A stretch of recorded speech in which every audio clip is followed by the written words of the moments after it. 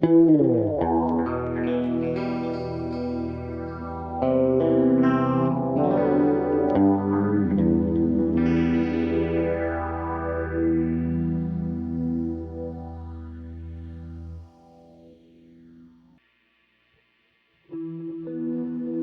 já ouviu falar sobre a história da teoria quântica e como ela se originou a partir de um problema com o corpo negro?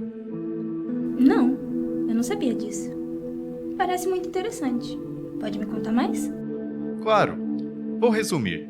A teoria quântica começou a surgir quando os cientistas começaram a estudar a radiação emitida por um corpo aquecido, como um forno ou uma cavidade.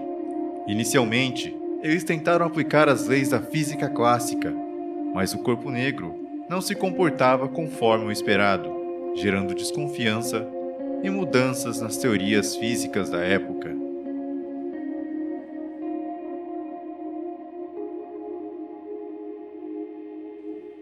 O século XX guarda consigo a existência de grandiosos nomes das ciências, gênios que certamente você já ouviu falar.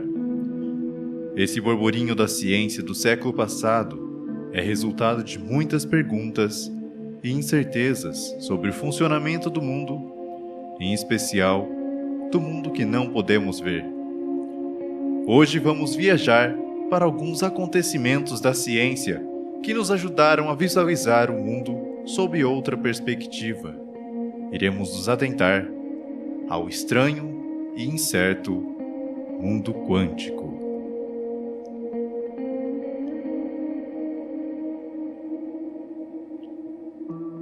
Os postulados e as teorias estabelecidas até o início do século XX representavam grande orgulho aos cientistas que até então acreditavam que a física estava pronta. O funcionamento do universo havia sido lido e interpretado plenamente pela ciência, e qualquer que fossem os problemas não entendidos, medições mais precisas e atentas eventualmente os responderiam. Não foi bem assim. Em meados de 1800, o alemão Max Planck se incomodava com o problema da radiação de corpo negro. Os cientistas traçavam curvas que descreviam a radiação emitida por certos corpos, a fim de descobrir os padrões por trás desse fenômeno. Os estudiosos da época estabeleceram regras e ferramentas matemáticas que exibiam esse fenômeno. Porém, havia um problema. Os valores obtidos não eram coerentes para qualquer tipo de radiação. As chamadas Lei de Wien e Highlight tentavam descrever as curvas de radiação dos corpos. Porém, enquanto uma acertava em altos valores de radiação, a outra somente enxergava níveis baixos dessa energia. Planck, então, debruçou-se em busca de respostas. Assim como todos os físicos, o alemão acreditava na necessidade da universalidade das leis. Então, pretendia definir uma regra que descrevesse esse fenômeno independente das variáveis envolvidas. Utilizando pressupostos da termodinâmica e do eletromagnetismo, Planck buscou definir uma regra simples que descreveria a radiação dos corpos negros independente das características dos corpos e que envolvesse poucas grandezas. Dessa forma, o físico introduziu a ideia de que a energia de um corpo era determinada, dividida em um número definido de partes. Max Planck, nesse instante, define uma das mais importantes noções da física: a energia quantizada. Vamos lá, iremos nos aprofundar um pouco mais. Segundo a formulação de Planck, a energia de um corpo, um átomo, por exemplo, não é contínua e aleatória. É bem definida em pacotes de valores fundamentais. Enquanto a ideia de energia, até então, era vista como uma garrafa que poderia ser enchida, como essa. A energia de Planck é quantizada, definida em pacotes, como os copos de 200 ml cada. O tamanho desses pacotes dependeria somente da frequência da onda que carrega essa energia. Ok, mas o que isso significa para nós? Vamos voltar ao nosso cientista. Meus pressupostos serviram ao problema inicial. Descrevia bem a radiação dos corpos negros, de maneira simples e universal. Apesar disso, a descoberta não me foi tão agradável, já que a ideia estava muito distante de suas concepções clássicas da física. Me diz, Max, por que não está satisfeito? Parece que conseguiu resolver sua dúvida, não é? Ora, o que são esses pacotes de energia, se não somente um ato de desespero? Não há sentido físico real. É apenas um ato matemático. Bom, apesar de Planck não perceber, descobrimos algo muito importante aqui: a energia quantizada e os quântons. Aqui vai um alerta sobre a ciência. Assim como grande parte das construções da humanidade, ela sofre com nossas próprias certezas. Talvez você não tenha notado, mas as convicções de nosso cientista não permitiram enxergar grande descoberta. Porque, como bem podemos recordar, a física já estava finalizada. Então, qualquer novidade era apenas um desvio do percurso correto, talvez apenas mais um erro de precisão. Então, o que acontece com a descoberta de Planck? Resumindo para você, acontece muita coisa. A quantização da energia em valores determinados impulsiona muitos outros cientistas a novas descobertas, inclusive de modelos atômicos, mas isso contamos em outro momento.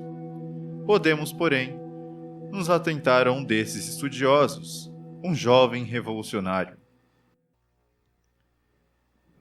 Era 1905, quando um jovem, funcionário de escritório na Suíça, publica 5 artigos, entre eles, um texto que explicava o efeito fotoelétrico. Vamos lá, mais um fenômeno. Havia um problema que os cientistas também se dedicaram a entender. Vamos aqui resumi-lo, de maneira geral. Ao incidir uma fonte de luz em uma placa metálica, os físicos conseguiam arrancar alguns elétrons. Porém, era conhecido que certas frequências de luz não arrancavam nenhum elétron dessa placa, mesmo que aumentassem a potência da fonte luminosa ou a intensidade de incidência. Como se imaginava? Incidimos uma fonte de luz e as ondas irão carregar os elétrons até que haja energia suficiente para que eles fujam. Porém, em certos casos, não importa o quanto tentasse, não havia fuga de elétrons. E aqui, voltamos ao nosso cientista do escritório. Me diga, Albert, como isso pode ser explicado? Ora, simples. Já ouviu falar de Max Planck? Einstein apreciou grandemente a descoberta do nosso cientista Planck e dela utilizou para explicar o efeito fotoelétrico. Explicação essa responsável por agraciar com o Nobel, o genial Albert. Einstein entendeu o seguinte: a energia, assim como pressupõe a formulação de Planck, é quantizada. Logo, a luz incidida nesse pacote metálico chega aos pacotinhos. Os elétrons, por sua vez, recebem esses pacotes que não são cumulativos ou contínuos, como era esperado. Caso os pacotinhos, ou os quântons, fossem de energia suficiente, arrancariam os elétrons. Caso o valor de cada pacote fosse menor do necessário ao elétron, eles não iriam escapar. Não importa o tempo ou a potência de incidência da luz. Pronto, podemos entender por que algumas frequências de luz não conseguiam arrancar os elétrons. Como bem sabemos, Planck estabeleceu que esses pacotinhos dependiam apenas da frequência da onda luminosa. Ora, se o elétron exige 10 de energia para ser arrancado da placa, e a frequência da luz que o incide é baixa, produz pacotes de apenas 8 de energia, ele nunca será arrancado por ela. Porém, se colocarmos uma fonte com frequência maior que forneça pacotinhos de energia superior a 10, os elétrons poderiam, enfim, escapar. Viu só? Segundo muitos estudiosos, aqui nasce a física quântica, e ela foi e continua sendo recheada por ideias e resultados inesperados. Em alguns anos, nos mostrou que a física, até então finalizada e completa, tem longas e misteriosas dúvidas a serem respondidas. Einstein pôde nos mostrar um fato sobre a ciência. Ela nasce e renasce coletivamente. É feita e refeita com ideias compartilhadas. Esse texto, vizinho de outros 4 revolucionárias obras do alemão, nos deixa um recado. A ciência, e principalmente as mudanças, exigem coragem.